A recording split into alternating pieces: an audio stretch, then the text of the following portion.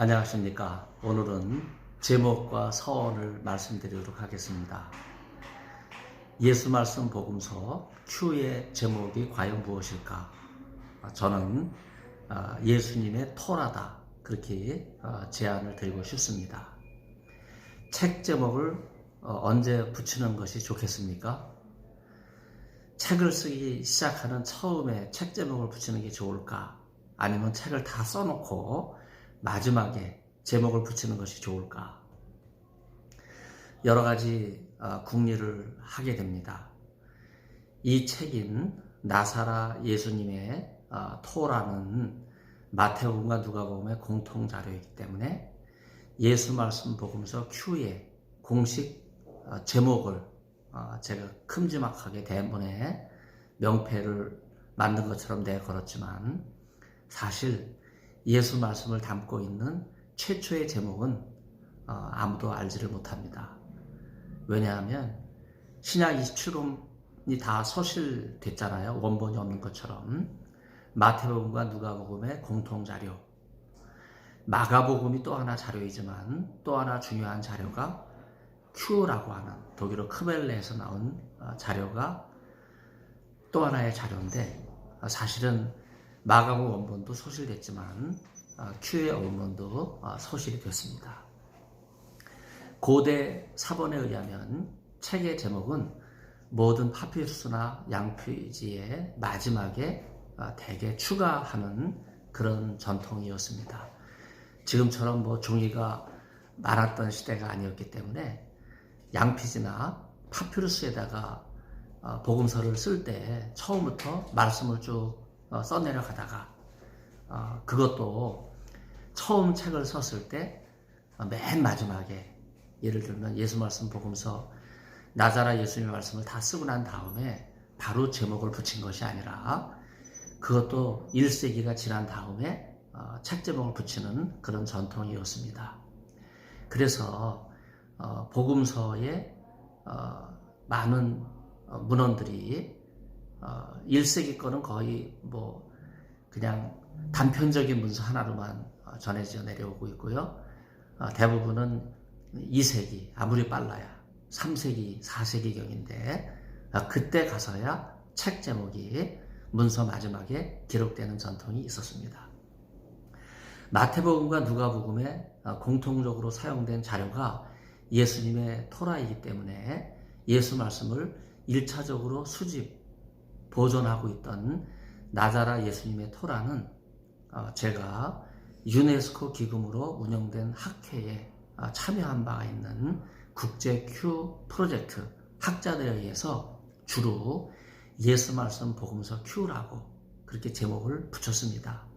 그러나 원래 예수님의 토라가 어떤 제목이었는지는 아무도 확신하지 못합니다. 이런 연유로 예수님의 토라를 복원하면서 학자들은 Q의 제목을 다음과 같이 표기할 수밖에 없었습니다. 어떻게 표기했을까요? 점점점. 네, 이렇게 표기를 했습니다. 이렇게 제목을 제대로 제안하지 못한 것은 여러 가지 점에서 미흡하지만 예수님의 토라를 복원한 학자들의 한계를 반영하는 것입니다. 앞으로 예수 말씀의 제목에 관해서 고고학적 유물이 발견되면 보충될 수 있을 것입니다.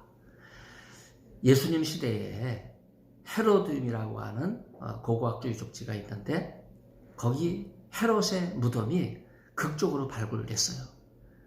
헤롯의 여름 궁전이었거든요. 예수님의 토라도 원본이 발견된다면 아마 굉장한 관심을 집중시킬 것입니다. 여러분이 예루살렘 박물관을 가시면 헤로디움에서 극적으로 발굴된 헤롯의 석관을 볼 수 있어요. 이야, 이 헤롯이 대단한 인물이잖아요. 건축광이고 예루살렘 성전을 솔로몬 성전 이후에 다시 재건한 사람이 바로 헤롯인데, 이 사람의 무덤이 석관으로 전시가 되어 있습니다. 예수 말씀 복음서 Q가 예수님의 가르침이라고 하는 사실을 의미하기 때문에 원래 Q의 제목은 히브리어에서 가르침이라고 하는 단어인 토라라고 하는 의미를 살려서 예수의 토라로 불렸을 가능성이 있습니다. 제가 주장하는 이론입니다. 그래서 이 책의 제목을 나자라 예수님의 토라 이렇게 붙인 것입니다. 흔히 토라는 율법이라고 이해하지만 원래 토라는 말씀과 행위를 다 포함하는 가르침이기에 예수 말씀 복음서 Q를 예수님의 말씀과 행위를 모두 포함하는 의미로 단지 말씀만을 의미하는 히브리어 다바르와는 달리 말씀과 행위 모두를 의미하는 중요한 단어 하나가 있거든요. 바로 그게 1강에서도 말씀드린 것처럼 디브레이라고 하는 단어입니다. 이 점에서 예수님의 가르침 속에 이미 우리가 따라야 할 행동의 모범이 포함되어 있기 때문에 예수님의 토라다 이렇게 부르는 것은 아주 의미가 있고 한국학자로서 학계에 새롭게 제안하는 것이라고 볼 수 있습니다. 그러면 예수님의 토라인 Q가 시작되는 첫 장인 3장에 대해서 말씀을 드리는데 3장의 제목은 세례 요한과 나자라 예수님입니다. 예수님의 토라는 3장에서 시작합니다. 이유가 있습니다. 왜 1장과 2장은 없느냐? 그 이유는 마태복음 1장과 2장 그리고 누가복음 1장과 2장이 예수님의 탄생 이야기잖아요. 사실은 탄생 이야기가 공통된다고 생각하는 분들이 계시지만 전혀 다르잖아요. 마태복음은 동방박사들이, 누가복음은 들에서 양치는 목자들이. 예수님의 탄생의 소식이지만 공통된 내용이 아닌 전혀 다른 이야기입니다. 두 복음서가 공통된 내용으로 전하는 세례 요한에 관한 이야기는 마태복음 3장과 누가복음 3장에서부터 나옵니다. 그래서 요한에 관한 이야기는 마가복음 1장에도 나오지만 마가복음을 마태와 누가가 자료로 사용하면서 또 하나의 공통 자료인 Q는 마가복음과 다릅니다. 그래서 예수님의 토라는 Q 3장부터 시작이 됩니다. 구약 성서 토라에 견줄 수 있는 최초의 복음서인 예수 말씀과 행위를 모두 포함하는 예수님의 토라를 집대성한 잃어버린 복음서와 마찬가지로 예수 말씀 복음서 Q의 그 서원도 사실은 확실치가 않아요. 오늘 여러분에게 서원을 말씀을 좀 드리려고 하는데 라틴어로 이 서원이라고 하는 단어는 인키피트라고 발음을 하거든요. 그 뜻은 시작하다라고 하는 동사예요. 어떤 문서에서 그 시작을 알려주는 의미로 인키피트가 명사처럼 이제 우리는 이해하지만 사실은 동사입니다. 그리고 어떤 문서에 마지막을 알리는 라틴어 동사가 엑스플리키트입니다. 끝마치다는 뜻이에요. 이것도 우리는 인키피트와 반대되는 의미로 명사처럼 사용하지만 사실은 동사입니다. 고대 문헌에 있어서 예수님의 토라에 대한 기억은 아주 중요한 내용이었기 때문에 비록 예수님에 관한 이야기 그 원본이 소실돼서 전해지지 않았다 할지라도 예수 말씀 복음서 Q의 서원은 예수 말씀을 회상하고 기억하는 것으로 시작되었을 것으로 추정됩니다. 여기에 대한 많은 단편적인 증거들이 있는데 사도행전 20장 35절 하반절에도 예수님이 가르치신 말씀을 기억한다고 하는 그런 짧은 구절이 있는데 사도들에 의해서 복음이 확장되어 나갔을 때 예수님 말씀을 기억하는 이러한 움직임이 있었다고 하는 것을 우리가 여기서 확인할 수 있고요. 도마복음서 로기온 1장이 바로 디두모 예수님, 쌍둥이 예수님께서 주시는 말씀을 기억하는 걸로 그렇게 시작을 하고 있고요. 또 헬라어로 되어 있는 도마복음서가 파피루스 옥시라쿠스 654장 1절로 5절인데 거기도 예수님 말씀을 회상하는 그런 내용이 조금 더 길게 나오고 있습니다. 1세기 말 2세기 초에 기록된 클레멘트 전서 13장 1절로 2절 그리고 46장 7절과 8절에서도 예수님의 말씀을 기억하는 그러한 전통이 남아 있습니다. 유세비우스가 남긴 교회사 3부 39항 1절과 16절을 보면 벌써 4세기, 5세기가 지나갔음에도 불구하고 예수님 말씀을 기억하는 그런 전통이 남겨져 있습니다. 그리고 요 야고보의 비사라고 있어요. 비사라고 하는 말은 비밀스러운 이야기라고 하는 뜻인데 2장 7절로 15절을 보면 좀 더 긴 내용으로 예수님의 말씀을 기억하는 그러한 내용이 나옵니다. 아우구스티누스, 우리가 어거스틴이라고 이야기하지만요, 이 어거스틴의 그 고백록이라든지 이런데 단편적으로 전해져 내려오는 것이 만이교의 교리 서신이라는 게 있습니다. 거기에도 예수님의 말씀을 기억하는 흔적이 나와요. 경쟁자 도마의 책이 있어요. 도마복음서와 같은 성격의 책이지만 영지주의 문서로 완전히 변해버린 이 경쟁자 도마의 책 133장 1절과 2절에도 예수님의 말씀을 기억하는 전통이 나옵니다. 그리고 구약 외경인 바룩서 1장 1절에도 예수님의 말씀이 기록되어 있는데 이미 랍비 문헌이 예수님 말씀을 기억하고 또 탈무드 우리가 학교도 많이 운영하지만 사실 이 탈무드의 성격은 나사렛 도당을 멸하게 해달라고 하는 그런 기도문을 18개 기둥에다 붙여놓고 기독교를 반대하는 그러한 문서가 탈무드인데 바로 그러한 유대인의 전통 속에서도 예수님 말씀을 기억하는 그러한 내용들이 나옵니다. 제가 이렇게 좀 지루하다 싶을 정도로 고대 문헌 속에서 예수의 말씀을 기억하는 이러한 전통들이 있다고 하는 것을 소개하는 이유가 있어요.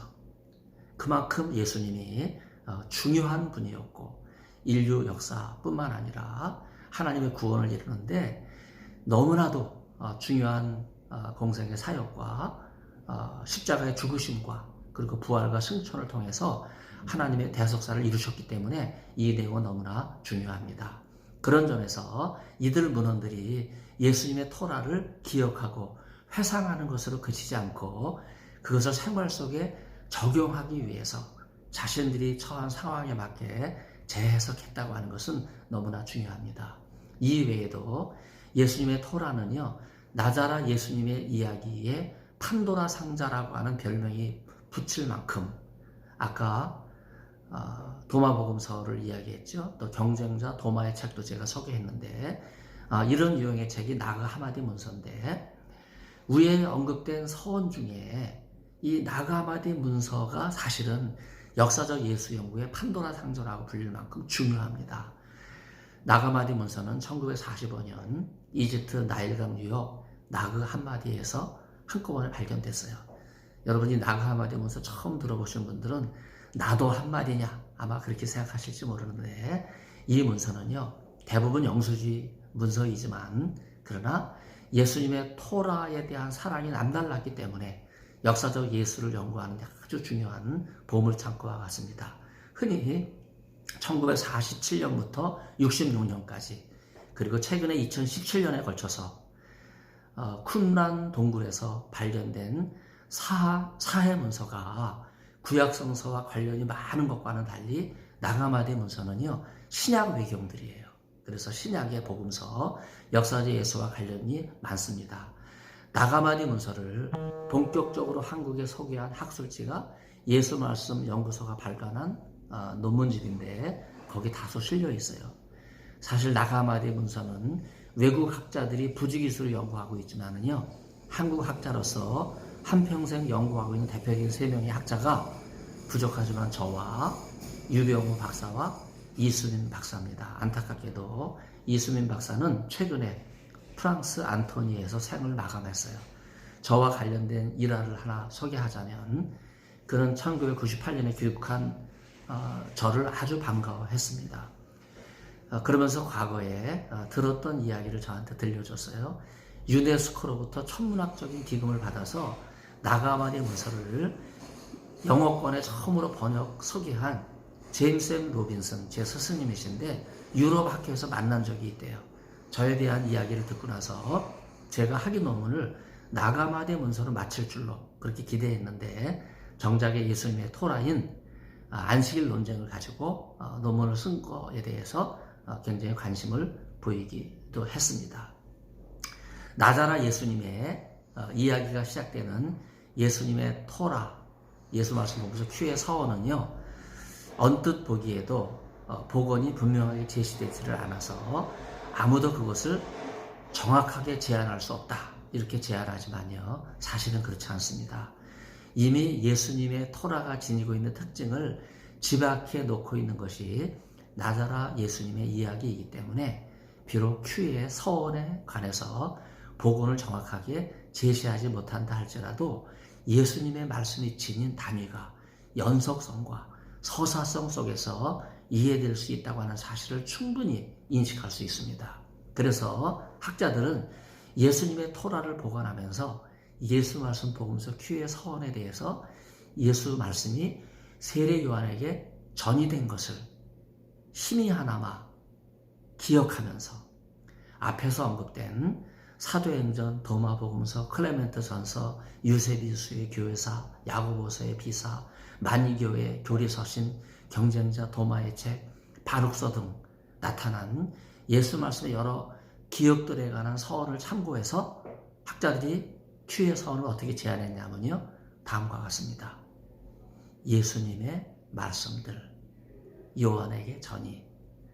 이 내용을 말씀드리기 위해서 오늘 좀 길게 설명을 드렸는데, 그 구체적인 내용은 다음 강의에서 여러분에게 소개해 드리도록 하겠습니다. 경청해 주셔서 감사드립니다.